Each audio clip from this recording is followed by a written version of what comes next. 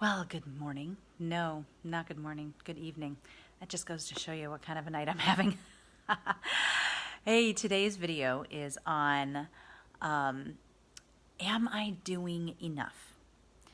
I can't tell you how many of you have asked that question, those of you who have started homeschooling, and then even those of you who are planning on starting homeschooling are worried about not doing enough. Will I know if I'm doing enough? Am I forgetting anything? How long am I supposed to do school every day? All these ideas about not spending enough time, not doing all the right things, not doing enough. And there are a couple different things that I wanted to talk about on this topic, and I'll try my very best not to make this a huge long video. Excuse me. First of all, one of the really fantastic things about homeschooling is the fact that it almost never will take as long as it does in public school to convey the same amount of information.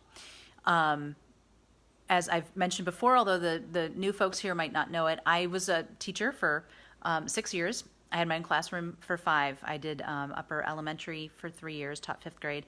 Then I did 2 years as a 6th grade English teacher. And then I had a year of subbing. So I've spent, and that was in like kindergarten through 8th grade. So I've spent a lot of time in a lot of different classrooms in a couple different capacities. And this is one of the things that made me decide to want to start homeschooling. You would not believe the amount of time that gets wasted in a classroom. Because when you have 20 to 30 to 40, depending on what kind of district you're in, kids in one room, and you are trying to herd all those cats into the same area to teach something, oh, mercy me. You would not believe the amount of time that it can take. And then somebody has a question, and then somebody else has a question, and then somebody else has the same question that you've already answered, but you don't want to not answer it, and so you answer it again, and then it's just, there's one thing after another. And how can it not be that way? I mean, when you've got that many kids, children, okay, it's hard enough with adults to even keep that many adults all on pace, right? But kids who naturally, not just because they have ADD, but naturally have short attention spans, you cannot expect to get 40 kids or 30 kids or even 20 kids all on the same page, keep them all on the same page, long enough for you to do your thing without losing some, and then having to pause what you're doing and wrangle them back in. Then you add in behavior stuff. The kids that won't stop clowning around, the kids that won't stop screwing around, the kids that are constantly cutting into your teaching time because of the issues that they have, right? That are sometimes, them intentionally acting out, although when you think about it, the only reason children act out is because something is wrong, right? All behavior is communication. That's a key thing to remember. All behavior is communication. Those kids are telling you something. Now, unfortunately, as a classroom teacher, I'm not able to stop everything I'm doing and sit down with that child and get to the root of their problems, right? Because I've got 24 other kids or 32 other kids or 39 other kids that I am being paid to get through these lessons, okay? So what you end up doing is shortchanging everybody because you cannot just do the lesson. Constantly losing time. So that's just one of the many ways in which homeschooling is so much better because you've got 1 or 2 or 3 or 4, or some of you, 5 or 6 or 7 or 8 kids, but they're not all the same age, right? If you've got 10 kids, there's a really good chance that at least half of them, or maybe close to half of them, unless you got some twins in there, are fairly self-sufficient and independent. And so you can set them up with something and say, okay, you go work on that. I'm going to go work with these kids on this, okay?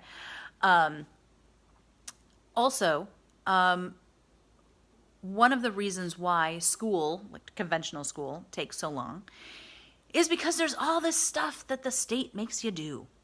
And, just trying to get through like testing practice and trying to get through, like the pull-out classes that you do, transitions. Oh my goodness, transitioning from one thing to another takes forever. All this stuff adds up. And so when you really get right down to it, you have very little, relatively speaking, actual teaching time. Like when I was teaching 6th grade, we had kind of a block schedule. And so I would have my students for an hour and a half. Out of that hour and a half, I was very, very lucky if I got to teach really teach for an hour. So, and teaching English, that means, for me anyway, it meant reading, grammar, writing, spelling, vocabulary, 5 subjects. And I had an hour and a half to do it in, but not really. I really had basically like an hour to do it in. And I only had those kids for an hour and a half twice a week. And then I had them for 40 minutes on Fridays. So I didn't even get to do that every day. So, oh my gosh, this just drove me crazy. So much wasted time, so much stuff I couldn't get done. So when you're at home, okay, particularly with younger kids, oh my goodness, younger children. And when I say younger, I'm thinking like 7 or 8, because personally, I don't believe you should be using curriculum and doing formal education with children younger than 7, unless they're begging for it. That's a totally different story. But the vast majority of children are not actually ready to do academics before about 7 years old. And they're built to learn through play. So it's not that they're not learning anything. It's just that you're not using formal curriculum and sit down and we're going to learn this lesson type learning. Don't try to do that unless kids really, really want it before 7 years old, because they're not wired for it. But once you do start working with them, right? Younger kids like that, an hour tops, like total for the day, an hour. Because their brain can only handle that much. You can try to teach a kid that young for 3 hours, but you've lost them a long time ago. And the vast majority of what you're teaching after that point, when their brain kind of, is full and their attention is gone, they're not learning any of it. So what you do is you maximize the time that they are able to really attend and focus. And you do these little chunks. So you spend 5 or 10 minutes on math, 5 or 10 minutes on reading. And you take breaks in between everything. 5 or 10 minutes and then take a little break. 5 or 10 minutes and then take a little break. And after an hour of, the actual teaching time, an hour's worth, you're done. Or sooner, honestly, because they just don't need that much time. And they can learn so much more through play, through you just sitting and reading to them, through letting them explore, letting them experiment, letting them mix all those paints together and see what happens. You know what I mean?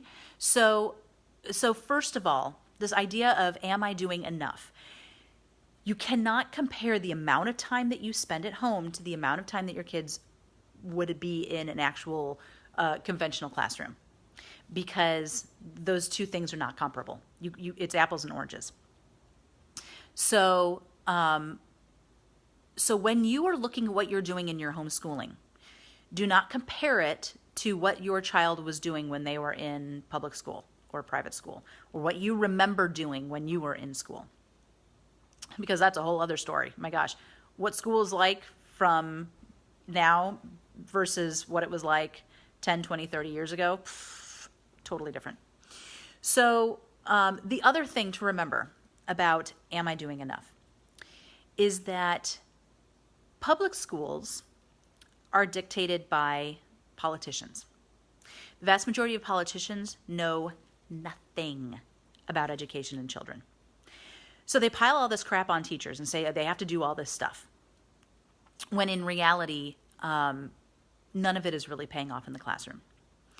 So just because the public schools are doing it does not mean that is how education is supposed to be.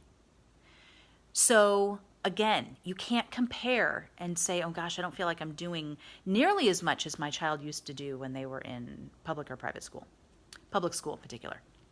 And unfortunately, most private schools just model themselves after what the public schools do. So, the worldview of the curriculum might be different, but the structure and a lot of kind of how they do school is the same. So again, this idea of doing enough, you're comparing it to a system that was set up by people that don't know anything about education and people who really are not paying attention to how children actually learn. This is why so many teachers are now leaving in droves. Teacher turnover right now is horrible. And it's because there are people who know nothing about education or children setting all of these rules. This whole Common Core, the ridiculous amount of testing that goes on, right? So you can't look at what they're doing and say, here we go. So, I'm going to try to model what I do after what they're doing. They spent, when my kid was in school, they'd spend about 45 minutes on math. Oh my gosh, do not spend 45 minutes on math with a child under, 7th grade. Seriously. So again, this whole idea of, am I doing enough? If you're comparing it to how much they're doing in public school, you're comparing it to a system that is not being run by people who really know what they're doing. Another facet of this whole am I doing enough thing is the vast majority of us see college looming in the distance for our children, or at least for most of our children. And we think, oh my gosh, they've got to get in, I've got to cover this and this and this and this and this, or else they're never going to get into college. Colleges love homeschoolers. More and more colleges are seeking out homeschoolers. They will work with you, a lot of them, to help you translate your child's homeschooling experience into kind of what their admissions people need to see to get your child into college. Because homeschoolers tend, on the whole, to be better students. And it's not because they were in school for 8 hours every day. It's because they typically know how to self-direct their own learning. And a lot of times it's because their natural love of learning has not been squashed. And so they actually enjoy learning. And they're intrinsically motivated to learn. So now obviously, a kid can't sit around and play video games all day and expect to get into college. That's a ridiculous extreme, but I want you to see, obviously I know there are certain things that you need to do to get your child into college. Yes. However, this idea that you have to tick 8 million little boxes for it it's not true. And obviously, maybe it's not obvious. I will give this caveat. I'm making a lot of generalizations here right now. But truly, though, in general, no, you do not have to tick 8 million boxes to get your kid into college. There are unschoolers, and I haven't talked a whole lot about the different methodologies yet. So for those of you who don't know what unschooling is, it is basically allowing your child to learn through life with no curriculum unless your child requests it, no formal instruction unless your child requests it, no structured learning, like now it's time to go do school, because all learning is done just through life and letting your child do what interests them and learn through that. It sounds like, oh my gosh, how could these children ever survive? Survive in the real world, because how could they possibly have learned everything they need to learn? Unschoolers get into college. So if they can do it, then you who, unschoolers make up a very small percentage of the homeschooling world. So, the vast majority of you in this group will probably not end up going down that path. But if those kids can get into college, then your kids can get into college. So again, this idea of, am I doing enough? Don't let that, specter of college in the future freak you out and make you feel like you have to pile a zillion things on your kid. That's, this, when we look at like all the time that American kids spend in school and the number of classes they take and all this kind of stuff, they're still not at the top of the heap academically when they are judged against other countries. So obviously our approach of loading them up with a million different things is not translating to a good education. So when you bring your kid home, don't pile them up with a million things. Now, obviously, it's a different story if they're asking for it. It's always a different story if that's what your child wants. If your child wants challenge and a lot of stuff to do, give them a lot of stuff to do. That's great. But don't feel like they have to work from 9 to 3 because that's what they would be doing, or 8 to 3 because that's what they would be doing in public school. No. Start by thinking of the basics. What do they absolutely, absolutely, absolutely need to know? Reading, writing, math. Okay. I actually met a woman recently. She's my age. She's, our age. She's a mom. She was homeschooled. And the only things that they studied were reading and writing and math. Her dad was an engineer. He said, if you can read and write and do math, you can figure everything else out when you need to. She got into college. She's now a speech pathologist, I think, or something like that. But seriously, that's all she did, reading and writing and math. So you start with that core and now build out a little bit. Now, obviously, some states require that you do certain subjects. So yes, you have to look at those next. History, science, that's typically going to round everything out, right? That's 5 subjects: reading, writing, math, history, science. If you were to focus on each of those things for 30 minutes a day, y'all, it's only 2.5 hours. Okay, schedule in a 15-minute break between each one. Okay, so that's now 3.5 hours. 5 subjects in 3.5 hours. And that's assuming you're going to spend 30 minutes. A lot of times you're not even going to spend that long because your kids are younger or because they just don't need it. Don't make your kid do 40 math problems if after the first 10, they've got it down, right? Don't make them practice things over and over and over just because that's what the book has. Just because the book has 30 problems doesn't mean that they have to do 30 problems. Just because the book asks them 20 questions doesn't mean that you have to have them answer 20 questions. Look at it and think, okay, what's the really important stuff here? Because there tends to be an awful lot of fluff and an awful lot of repetition. And sometimes kids need that repetition, which is why it's there. Use it when you need it, but don't do it just because it's there. So I think I've talked for too long, so I'm going to wrap it up. But in general, I just want you to understand this idea of am I doing enough? It usually comes from comparing to what other people are doing. Comparison is the thief of joy. Don't do it. It comes from comparing to what the schools are doing. The schools don't know what they're doing. Don't compare to them. Or it comes from this fear of my kid's never going to get into college. If your kid wants to get into college, if they are motivated to get into college, you'll be able to get them into college. Okay? That's another video for another day. But I don't want you to get freaked out about this and think that you have to pile a million things on your kid. You're taking them out of public school, out of conventional school, to give them breathing room, to give them space, to give your life some space, some margin, some breathing room.